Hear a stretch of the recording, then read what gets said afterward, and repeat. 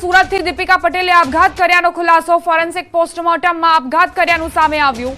સુરતના ward number 30ના મહિલા પ્રમુખ દીપિકા આપઘાત મામલે આ ખુલાસો સામે આવ્યો છે। જો કે દીપિકાના આપઘાત પાછળનું કારણ અકબંધ છે, જે હજુ સુધી સ્પષ્ટ નથી થયું। સુરતના વોર્ડ નંબર 30ના મહિલા પ્રમુખ દીપિકા આપઘાત મામલે આ ખુલાસો તેમણે પોતે પોતાનું જીવન ટૂંકાવી દીધું।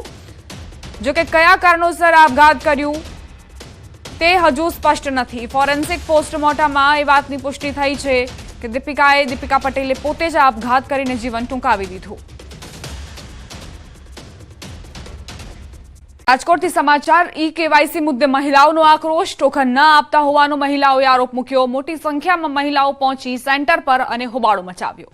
ઈ-કેવાયસી સેન્ટર પર મહિલાઓ ધક્કા ખાઈ રહી છે, લોકો પરેશાન બની રહ્યા છે। ટોકન ન મળતા હોવાના આરોપ પણ તેમણે મૂક્યા। સંવાદદાતા હાર્દિક જોશી લાઈવ જોડાઈ ગયા છે, તેમની પાસેથી વધુ વિગતો લઈએ। હાર્દિક, શું સમસ્યાઓ નાગરિકોને પડી રહી છે અને મહિલાઓ કેમ વિફરી છે?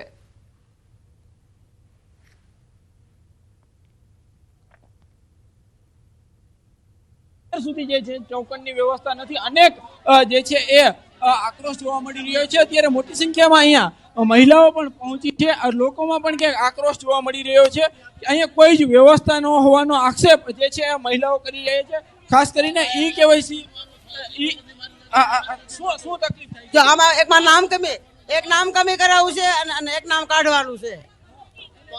અસિકા માર દેતા નથી હવે એ કે બધા આધાર કાર્ડ લઈ આવો।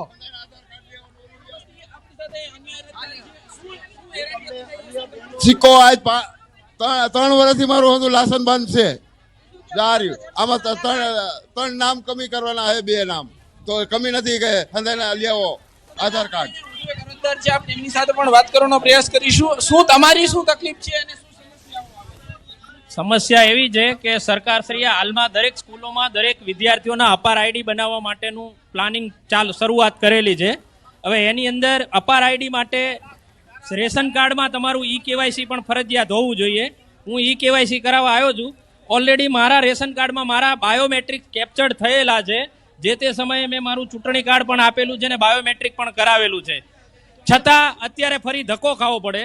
સરકારે રેશન કાર્ડમાં ઈ-કેવાયસી માટેની જે એપ બનાવી છે, જેમાં ઘરે બેઠા અરજદારો ઈ-કેવાયસી કરી શકે, એમાં વારંવાર ભૂલ આવે છે। તો સરકારશ્રીને વિનંતી છે કે એપમાં જરૂરી સુધારા વધારા કરી અને આ જે લાંબી લાઈનો લાગે છે, લોકો 6 વાગ્યાથી 7 વાગ્યાથી ટોકન લેવા માટે લાઈનનો ઊભા રહેવું પડે છે અને છતાં નંબર નથી આવતો। તો લોકોની આ હાલાકી દૂર થાય અને ઓનલાઈન ઝડપી ઘરે બેઠા પણ ઈ-કેવાયસી થઈ શકે એવી સુવિધા ઉપલબ્ધ કરાવવા વિનંતી છે। જે સમય છે તે 11 થી 2 વાગ્યાનો છે, આ સમય વધારવો જોઈએ એવું લાગે? આ સમય પણ વધારવાની જરૂર છે। 11 થી 2 લોકો 6 વાગે તો ટોકન લેવા આવે છે, છતાં ટોકન પણ નથી મળતા। 10 વાગે 6 થી 10 તો ટોકન લેવા ઉભા રહેવું પડે, ત્યારબાદ 2 વાગે પૂરું થઈ જાય છે, એટલે ટાઈમ પણ બહુ ઓછો છે, એ પણ વધારવાની જરૂરિયાત છે। તો અહીંયા જે સમય છે હું એ પણ દર્શાવવાનો પ્રયાસ કરીશું કે અહીંયા માત્ર ને માત્ર 11 થી 2 વાગ્યા સુધીનો સમય છે, એમના કારણે તકલીફ પડી રહી છે। અહીંયા અંદર જે કચેરીની અંદરના જે દ્રશ્યો છે એ પણ આપણે બતાવવાનો પ્રયાસ કરીશું। ખાસ કરીને અહીંયા અરજદારો જે છે એ પણ ક્યાંક ને ક્યાંક બહાર નીકળી રહ્યા છે, એમને શું હાલાકી પડી રહી છે એ પણ ક્યાંક જાણવાનો પ્રયાસ કરીશું। આપણે અહીંયા શું તકલીફ થઈ રહી છે? અમે 8 વાગ્યા આવ્યા છે, વારો ન આવ્યો, ટોકન દીધા ને પાછળ વાળાને ટોકન દઈ દીધા। હવે શું કરીએ અમે? હવે ટોકન કે નથી, તકલીફ તો બહુ જ પડે છે, શું કરીએ? ચોક્કસથી અહીંયા એક અધિકારી છે, આપણે એમની પાસે પણ જવાબ જાણવાના પ્રયાસો કરીશું, કેમ કે અહીંયા જવાબદારી એમની આવે છે। ગઈ છે મહિનાથી ત્યાં નથી ગઈ લાઈટ। જોશીભાઈ, જે રીતના કેવાયસી ની કામગીરી માટે આ છેલ્લો મહિનો છે, આ કામગીરી કેટલી ઝડપથી થવી જોઈએ અને શું પરિસ્થિતિ કેવાયસી ને લઈને જોવા મળે? કેવાયસી અત્યારે ચાલુ જ છે, કેવાયસી અમે કરીએ જ છીએ, બરાબર? એટલે રોજના 150 થી 200 કેવાયસી થાય છે। તો લોકો આટલી બધી મોટી સંખ્યામાં આવવાનું કારણ શું? હવે મોટી સંખ્યામાં કેમ આવી તો લોકોને ખબર હોય ને, અમને ખબર ન હોય। ખાસ કરીને 11 કેન્દ્ર છે તમારા સિવાય કોઈ? હા, બધાય ઓલા મ્યુનિસિપલ કોર્પોરેશનમાં કરે છે, આરોગ્ય કેન્દ્રમાં કરે છે, બધાય કરે છે, અને દુકાનવાળાને પણ આપણે આઈડી આપી દીધા છે, બરોબર। તોય કામગીરી થતી નથી? કામગીરી થતી નથી, કારણ શું? એ ક્યાં જાતા ન હોય પબ્લિક તો સર્વરના ધાંધિયા અવારનવાર જોવા મળે છે। સર્વરમાં શું પ્રોબ્લેમ થાય? સર્વરમાં ધીમું હાલે અથવા બંધ પડી જાય છે। ચોક્કસ જોશીભાઈ હતા કે તેઓ 11 થી 2 વાગ્યાનો સમય છે, આ સમય વધારવો જોઈએ એવું લાગે? સમય વધારવાનો 4 થી 6 વાગ્યાથી અમે કરી છીએ કામ। ઋષિભાઈ ખાસ કરીને જે દ્રશ્યો છે અન્ય દ્રશ્યો પણ બતાવવાનો પ્રયાસ કરીશું. અહીંયા લાઇટ નથી, હજુ સુધી અંધારાના દ્રશ્યો જોવા મળી રહ્યા છે. કામ ચાલુ નથી થયું, એમના કારણે જ ક્યાંક ને ક્યાંક લોકો છે તેમને પણ ભારે હાલાકીનો સામનો કરવો પડી રહ્યો છે. જી આભાર હાર્દિક. જાણકારી આપવા માટે. તો અરજદારો કઈ રીતે ધક્કા ખાઈ રહ્યા છે તેની આ તસવીરો. મહિલાઓ અહીં વિફરી.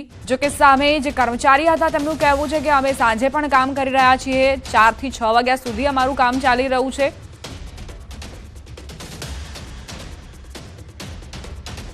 અરવલ્લીથી સમાચાર. બીઝેડ ગ્રુપનું વધુ એક કારસ્તાન ખુલ્યું. મોડાસાના સજાપુર ગામમાં 2 હેક્ટર જમીન મળી 2023માં ભૂપેન્દ્ર ઝાલાના નામે દસ્તાવેજ થયા. કરોડોમાં ખરીદી હતી 10 વીઘા જમીન. એક તરફ આ સમગ્ર કૌભાંડનો મુખ્ય આરોપી ભૂગર્ભમાં છે, તો બીજી તરફ મિલકતોનો ખુલાસો થઈ રહ્યો છે. બીઝેડ ગ્રુપ જેનો મુખ્ય માસ્ટર માઇન્ડ ભૂપેન્દ્ર ઝાલા, તેના નામે 2023માં દસ્તાવેજ થયા હતા. કરોડોની જમીન તેણે ખરીદી હતી. મોજે સજાપુર ગામના વતની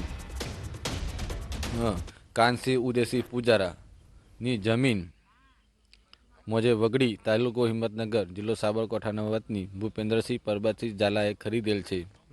આ જમીન સજાપુર ગામે ખાતા નંબર 378 પર આવેલ છે, જેમાં કુલ 2 સર્વે નંબર છે, 182 અને 183. બંને સર્વે નંબર મળીને ટોટલ 2 હેક્ટર જેટલી જમીન થાય છે.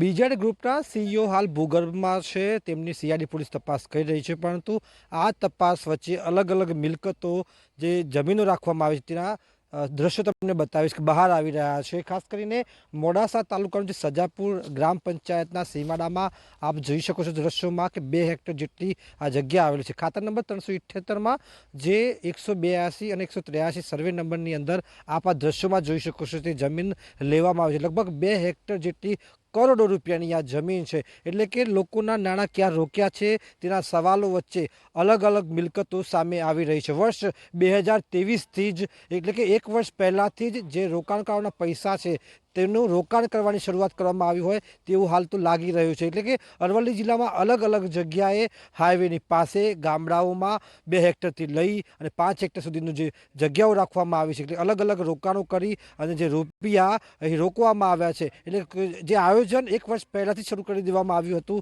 કે આ પ્રકારનો ભાંડાફોડ થાય એ પહેલાં જ. એટલે કે હવે જે પ્રકારની મિલકતો સામે આવી રહી છે ત્યારે સીઆઈડી ક્રાઇમની જે તપાસ છે એ તેજ બની રહી છે, ત્યારે મિલકતો પણ સીઝ કરવામાં આવી શકે છે. હાર્દિક પટેલ, ન્યૂઝ 18 ગુજરાતી, સજાપુર ગામ, અરવલ્લી. બીઝેડના એજન્ટોનો વધુ એક વિડીયો વાયરલ થયો. મયુર દરજી સહિતના એજન્ટનો વિડીયો વાયરલ. વિદેશમાં જઈને જલસા કર્યાનો વિડીયો સામે આવ્યો. ધરપકડ થયેલા મયુર દરજી પણ વિડીયોમાં મોજ મસ્તી કરતો નજરે પડ્યો. વિદેશમાં ગયેલા એજન્ટોએ કરોડોના ઉઘરાણા કરી જલસા કર્યા. સોશિયલ મીડિયામાં એજન્ટોનો વિડીયો વાયરલ થયો છે. આ અગાઉ પણ વિદેશના મોલમાં એજન્ટ ખરીદી કરતા હોવાના વિડીયો સામે આવ્યા હતા.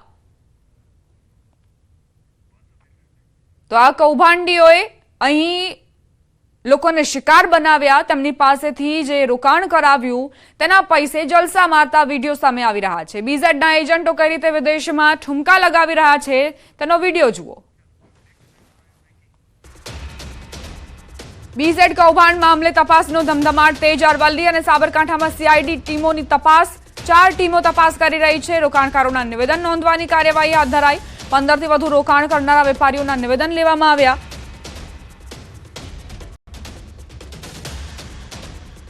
સમાચાર. સુરતથી દીપિકા પટેલે આપઘાત કર્યાનો ખુલાસો. ફોરેન્સિક પોસ્ટમોર્ટમમાં આપઘાત કર્યાનું સામે આવ્યું.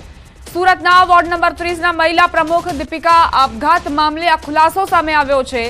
જો કે દીપિકાના આપઘાત પાછળનું કારણ અકબંધ છે, જે હજુ સુધી સ્પષ્ટ નથી થયું. સુરતના વોર્ડ નંબર 30ના મહિલા પ્રમુખ દીપિકા આપઘાત મામલે આ ખુલાસો. તેમણે પોતાનું જીવન ટૂંકાવી દીધું.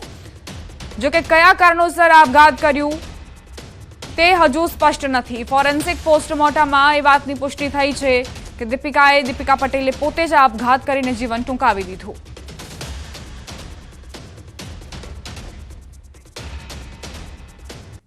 આ સાથે જ બુલેટિનમાં અત્યારે બસ આટલું જ. વધુ અપડેટ્સ માટે આપ જોતા રહો ન્યૂઝ 18 ગુજરાતી.